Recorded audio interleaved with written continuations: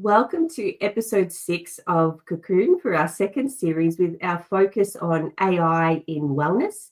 And in this episode, we're so lucky to have Tamra Moroski, who is the Director of Partnerships at the Marketing AI Institute, but also a certified yoga teacher. So welcome, Tamra. How are you going? Thank you so much. Thanks for having me. I'm so grateful for you. Thanks for being here. Now, I always like to kick off our talks at the beginning. So starting at the beginning of your journey. So what is your journey? How did you begin working in the health and wellness space, but also at the Marketing AI Institute? Oh, wow. Okay. So my career, it has not taken a traditional path. So I actually started my career off in marketing and advertising. And then I worked for a nonprofit, moved into the tech space and actually working for a technology company. And then also I tried to start my own go-to-market agency alongside of a partner. And that fell through. It was right during COVID. So we ended up having to close down that business. But then I met Paul Reitzer, our founder and CEO. And there's this guy talking about AI here in Cleveland. And it went from there. So I've been there for about 5 years now.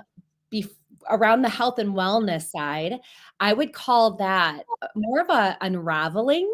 So about 6 years ago, I ended up going through a divorce with my boys' dad, and they're 14 and 9 now.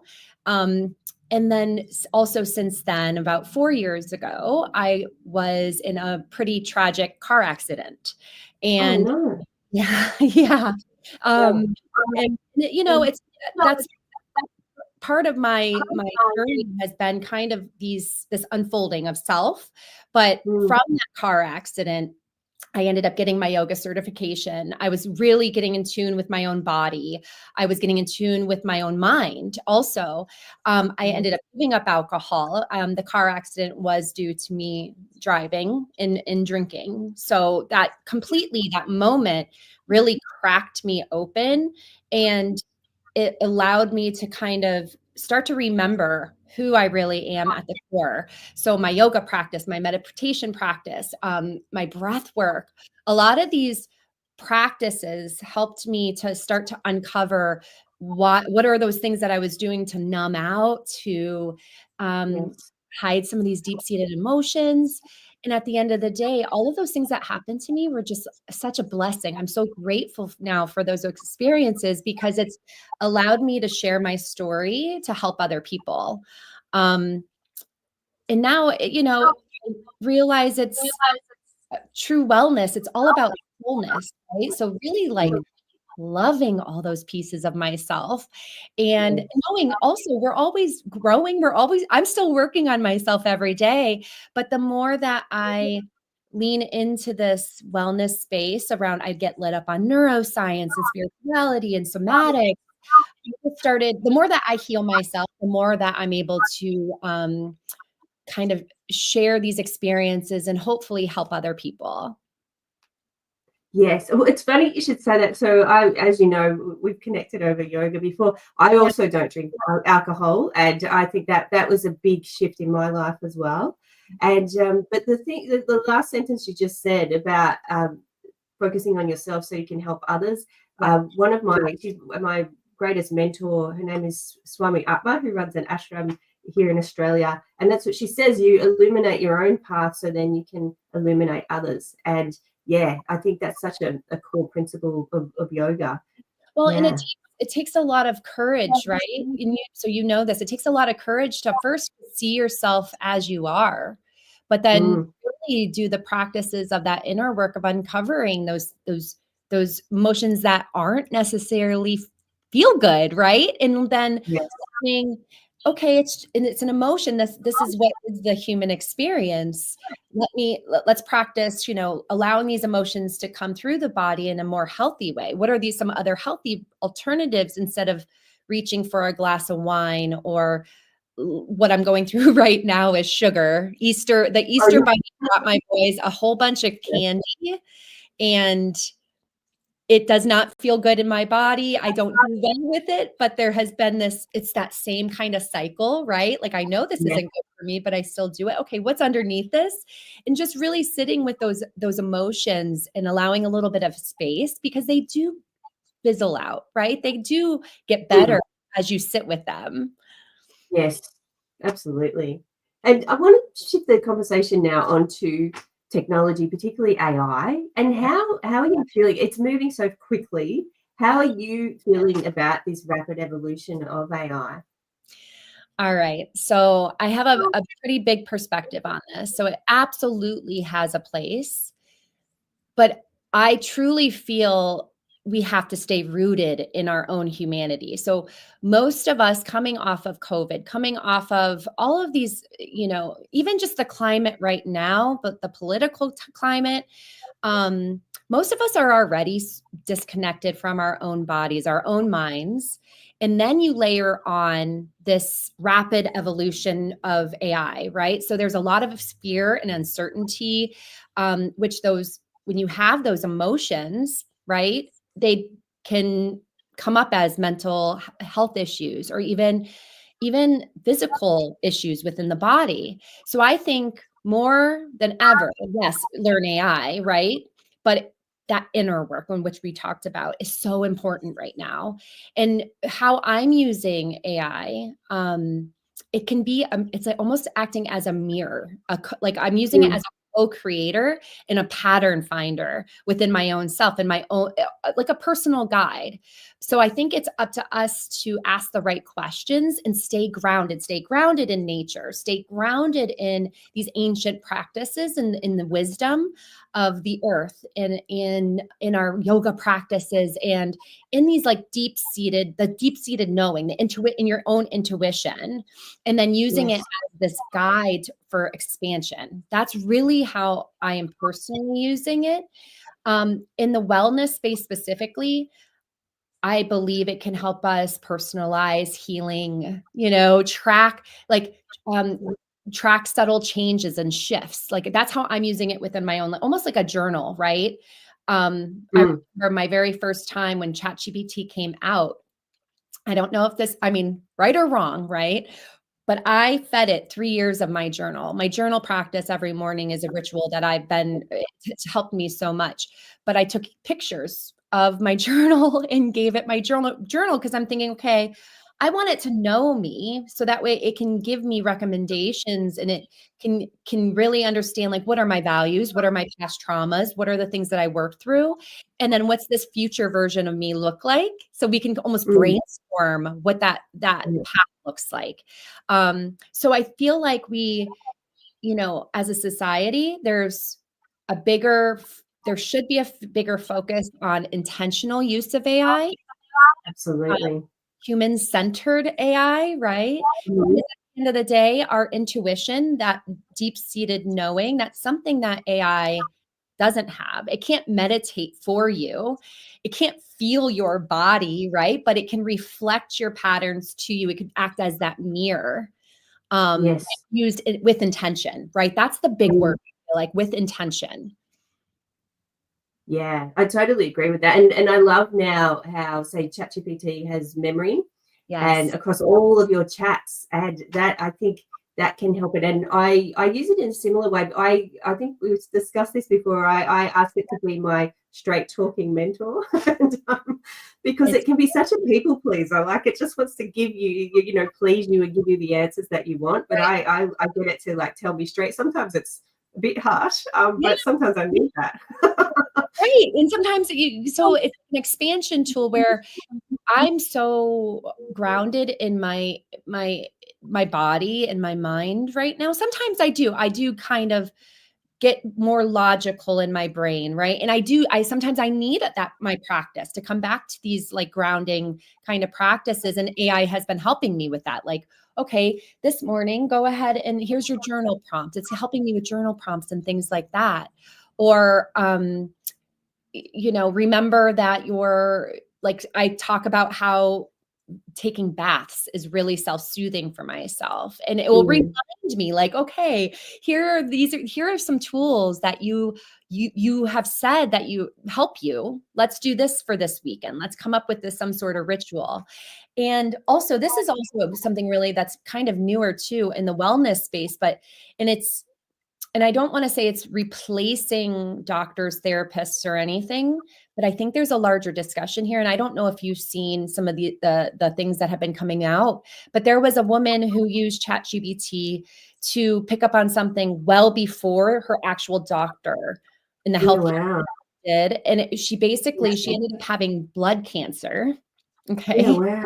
Yeah. And I think it just came out yesterday, and I was reading and I was like, wow, this is such an amazing way of using AI. And she's very clear, like, I'm not saying it's not replacing the healthcare system, but if she was giving it her symptoms and it's something the doctor, they did not test for, or whatever the situation was, she was able to basically diagnose it using ChatGPT.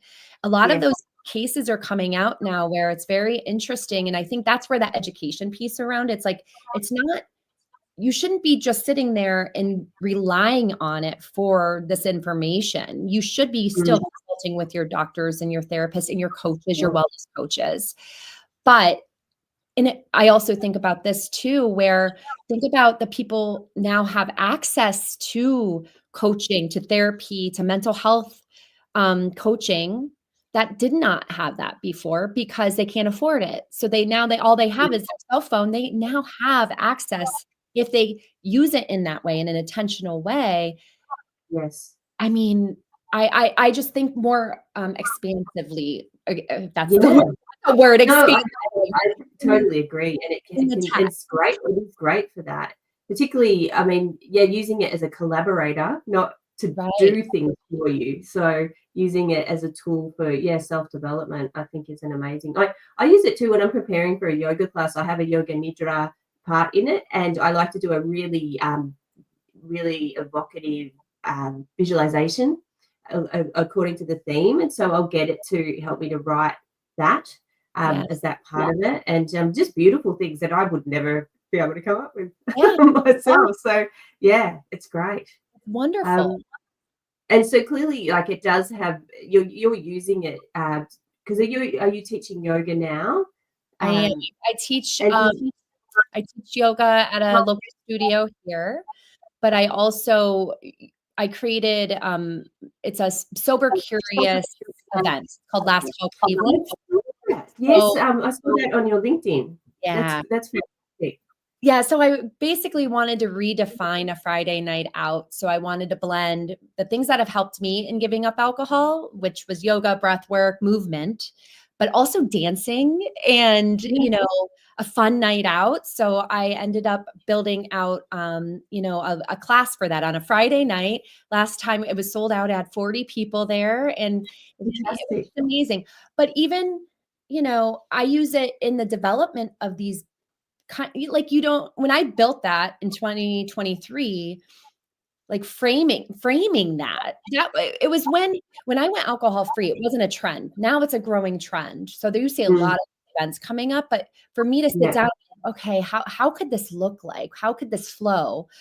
I used AI to help me build that strategy out.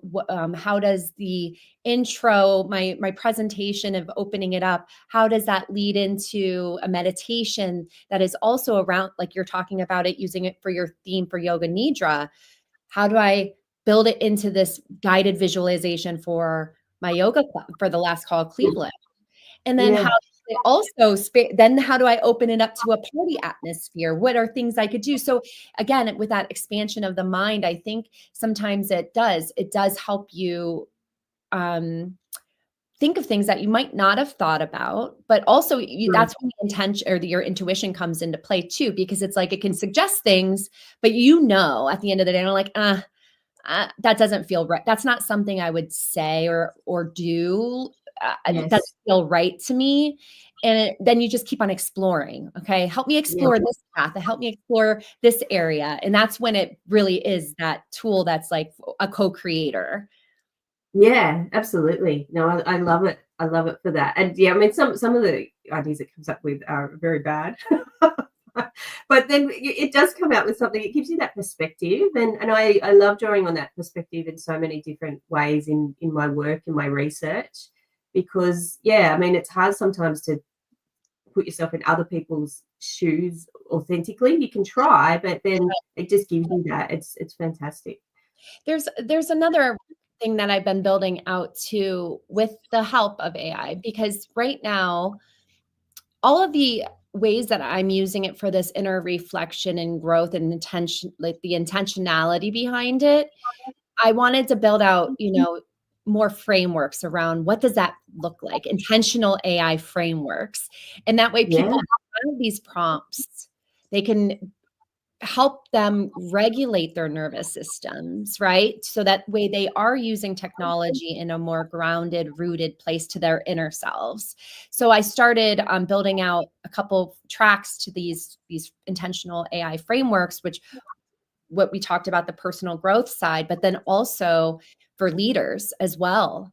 Because you Mm. think about the state of the world right now with that uncertainty, with a lot of the fear, a lot of change. It's almost like coming back to ourselves in a way that we can grow alongside AI and educate ourselves, but also stay so grounded in who we are, right? And so that's been really fun for me, and getting my own creativity out in a way that feels really good, because it is serving others, and it's bringing more of a community together around all of this. Um, a lot of people don't think. I mean, me and you, we talk about this stuff where we are already so in love with personal growth and well-being and wellness and health and serving others. So I think our our intuition is like, oh my goodness, how can we help, how can we use this as a support tool to help us help other people? But a lot of people, Yes. I don't know, they realize that it could be used for that in that way yet. So I really want to help educate others on all of this. That's why I'm so glad having this conversation today, just to start having bigger conversations and building a community around it as well. Yeah, and I think it's really important that we do that, because people don't know how to use it. They don't know where to start, and that's in so many different facets of business and personal life and spirituality and wellness. So it's good that we're experimenting and then sharing what we're learning to, bring others along and even just get them started on their journey with it and using Right. it in that way. Yeah. Yeah. 100%. And I wanted to ask you too, like, you're a very busy lady, like you're a mum, you've got your yoga, you're running events, you're working for the Marketing AI Institute. How do you maintain your energy levels? What do you do to make sure you can manage everything? Okay. So this has been something that I always struggle with, to be honest with you. I go in these seasons of, sometimes, like last year, I remember feeling like, oh, I need solitude right now. I need to come back to myself. I need just to kind of, I don't want to say shield, but I could feel that I was taking on so much. And I just felt like I needed inner stillness. Right. Mm. So, but that experience now, I have realized that I have to put my energy, like I have non-negotiables for myself anymore. So regulating my nervous system is my non-negotiable. Yeah. Um, I also realized too that I need to trust my intuition and go to Mm. the things that light me up rather than what drains me, right? Yes. Because I feel like the old people pleaser in me would, Yes. and the workaholic, I'm so prone to burnout. And Mm. that's where I think being in this, almost like this, being okay with in the in between, the middle groundedness of like not knowing of what this future looks like, and just feeling whatever you're feeling and just kind of being in this middle ground and being okay with that, I think is something that I have been working through. So that looks like for me is really trusting my intuition, going where my heart, I could feel my body being like, oh, hell yes. Or it's sometimes like, I'm not sure about this, but really honoring and trusting myself. What else? Let me think. My mornings, I've been really trying to redefine my mornings and what that looks like. So no tech in the morning. I download an app. It's called Opal, OPAL. It is my favorite right now, where it actually blocks off certain big time chunks or certain apps during certain hours. Like it's just really been helpful for me. Also, my morning meditation, out of all the practices that I have gone through, and I mean, it's been about 8 years of just kind of taking on all these different modalities around, Reiki healing or hypnosis or, I mean, I've tested out all of them, I would say, but just really getting to the basics, coming back to the basics. So my morning meditation practice is something I lean on, and just having that stillness within the brain, and well, somewhat of a stillness, but just honoring that time for myself. I also maintain my energy levels. Right now in Ohio, it's beautiful out. So being out in nature has been really healing and grounding for me. Yeah. So I realized,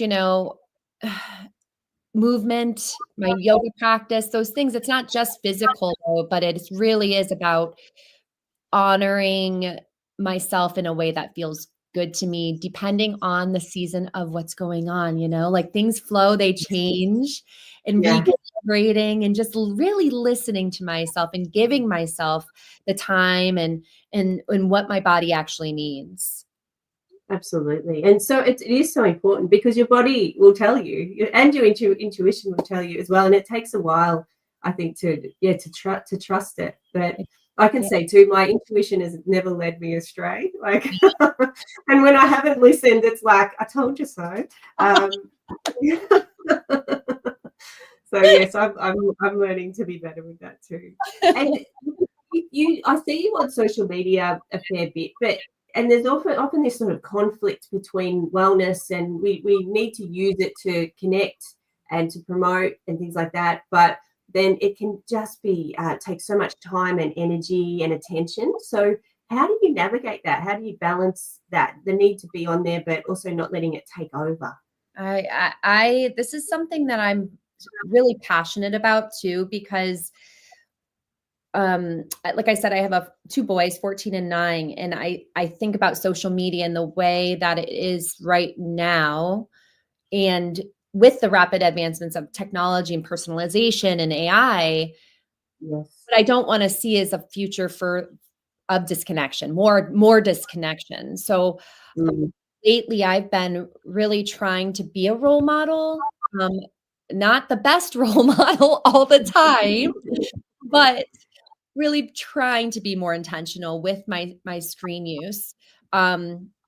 My algorithms, I'm usually on LinkedIn or on Instagram. Instagram, my algorithm is a lot of uplifting content that really does serve myself. Like, I love connecting with other people. I love inspirational quotes and feel good things. And I'm learning from it, right? So if I'm intentional in that way, then it's okay. But sometimes I do notice I'm like, even a lot of education, right? For my eyes, for my body, it doesn't feel good in my nervous system.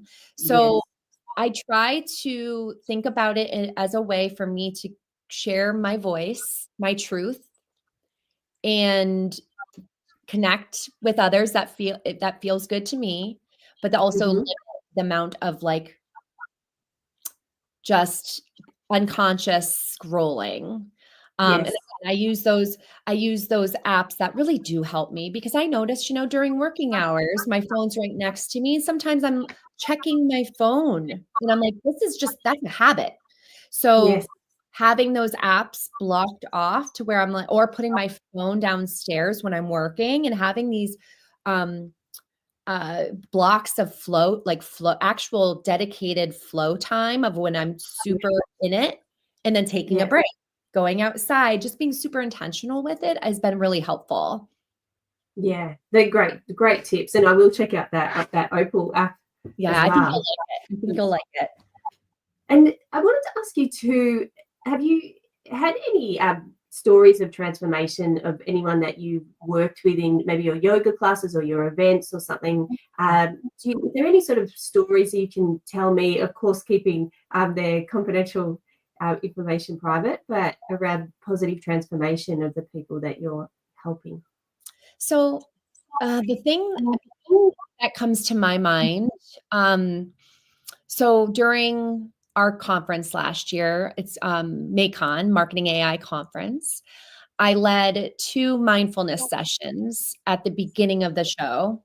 And I used AI, first of all, to help me create the meditation music that people could listen to. But I remember I did like you do, I did a guided visual, like a creative visualization meditation where I had them shut their eyes and I had them, and basically the theme of this meditation was in this world of AI where fear, uncertainty can come up. Let's connect back to a place that feels playful and curious and joyful. So I had them, sit in meditation and think about a time that they were lit up on just pure joy or the most creative, expansive self, or they were laughing so hard that they just felt so good. And after that meditation, I had 2 people come up to me. I had a lot of other people, but these were the 2 stories that I just felt like, oh, this is why I love doing these things. And this is why it just helps me. It lights me up from the core of my being. But one woman came up and she goes, oh my goodness, I found myself drawing at a desk. And she goes, honestly, Tamra, I don't remember this memory. But I was there and I was drawing and I just feel so grateful. And I just feel so connected to that childlike version of myself. And then another man, his story was he connected to a time of playing with his kids in the pool and they're all laughing and just having fun. And he felt so alive and uplifted. So it's those kind of moments that really remind me of why I do what I do. It's not about just, helping people think differently. It's almost about helping feel again, because what's going on when we do those types of visualizations, the brain does not know a memory from what's happening right now. So if able to embody an emotion, if it's a good emotion, you're raising your energy, your vibration, and you're able to feel that emotion right now, you're just an instant mood lifter right away. And it just makes you feel so much more connected to yourself and more grateful and blissful. So yeah, I've been that's a couple of the experiences that I've had. And maybe it was transformational for them, maybe a little bit, but it was like magical. You're reminding them of things they've forgotten about. And I think that is transformational and showing them how, and the fact that you're using AI as well to help people to do that, I think is really special. I love how at MACON you have that. And I've been to one of your online sessions as well as part of some of the amazing online events that the Marketing AI Institute have. And it's just a nice touch. It's like, okay, we're out here thinking about all the amazing things we can do, but now let's get back to self. And it just brings it back to that humanity of AI as well. So no, it's fantastic. I can't wait. I'm actually coming this year to MACON, so I can't wait to do it in person. I wanted to ask you as well. So we're getting towards the middle of 2025, and when I ask this question, there are normally there's a spectrum. So I ask people about their goals and how are they on track to receiving them, what their goals were for this year. Some people are not goal setters. They're more like go with the flow, see what unfolds. Others are very rigid goal setters and are constantly working towards. So what camp are you in? And if you are a goal setter, how are you tracking for this year? Oh, goodness. All right. So I told you how last year for me was a lot of just stillness, just kind of taking in all of these intuition hits and learning and expanding in my own way, but really being quiet and still, right? So this year, now that it's this, my goal for myself is around alignment, I would say, aligning with this purpose that I know that I'm on this planet to achieve, right? I want to help people use AI to connect deep with themselves. And that because that's what has been helping me. I want them to lead with purpose and I want them to build lives, better lives for themselves that are soul aligned, right? In this world we find ourselves in. So now I've really aligned on what that looks like for myself. So I would say this year it would be, because this is a side passion of my business or of the it's just something that I believe in so much. So it's a little bit of a side project on my own. So I think for this year, it's a lot around my systems and how do I operationalize this without taking away from, what I'm doing to expand and grow the Marketing AI Institute. I'm also really lit up on creating transformational experiences here in Cleveland and starting to really expand some of my own learnings here where I live. And so there's a lot of wonderful things happening in this community. And I think that's also a big piece of this is as the world and technology is going, it's like this focus back on community is something that I've been thinking about. Like, how can we help the inner cities, like the people that are not necessarily like, how can we enlighten and educate and just spread this community? So I want to keep on speaking on stages, teaching leaders, teaching individuals around the nervous system regulation and like getting in tune with their intuition. There's a lot of talks around like creativity, reclaiming their creativity. So really, it's as I'm going through the motions, it's all about me sharing what I'm going through. And then more importantly, I think, is just staying really connected to my boys. Like they're young, they're 14 and 9. They're my grounding force. They are like old souls. And I want to come back to that playfulness with them. So I'm spending a lot of focused time on them, being very mindful of my time with them. Yeah, so that's goals, no, that's great. That's great. And my final question for our conversation is, what do you wish you knew at the beginning of your career? If you could go back in time and yourself at the beginning, what would you tell yourself? Oh, there's a couple things. Okay. Coming from this, I don't want to call myself a recovering workaholic, but I would say to having to prove myself. So I wish I knew that slowing down doesn't mean falling behind. It means coming into alignment. So I'm right now learning so much around when I am lit up on what I'm doing, that means I'm in alignment. And I wish I would have just kind of not tried to force so many things, right? So just really listening to my body. I wish my intuition, I would trust that intuition, those gut hits, because that is that inner wisdom. And I wish that there was this balance that I went through, I would say about 3 months ago. So I would say I would wish that I knew the most powerful thing wasn't to learn more, right? Because right now we're kind of at this, like, if you don't learn, you're going to be left behind. But to just remember who I am, right? That I don't need to chase anything because I'm whole and I'm enough just as who I am. Just my own being is good enough. That's something that I wish I had known, but it takes, as always, it takes experiences and things to happen in order to uncover those learnings. That's so true. That's great. Well, thank you so much. Do you have any final words for the people watching before we wrap up? I just appreciate you so much for letting me share these ideas.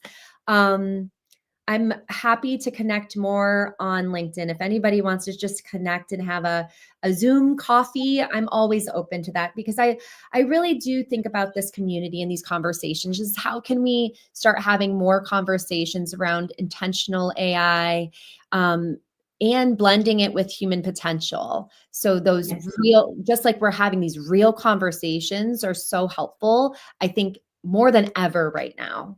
So again, thank you so much, Karen, for having me.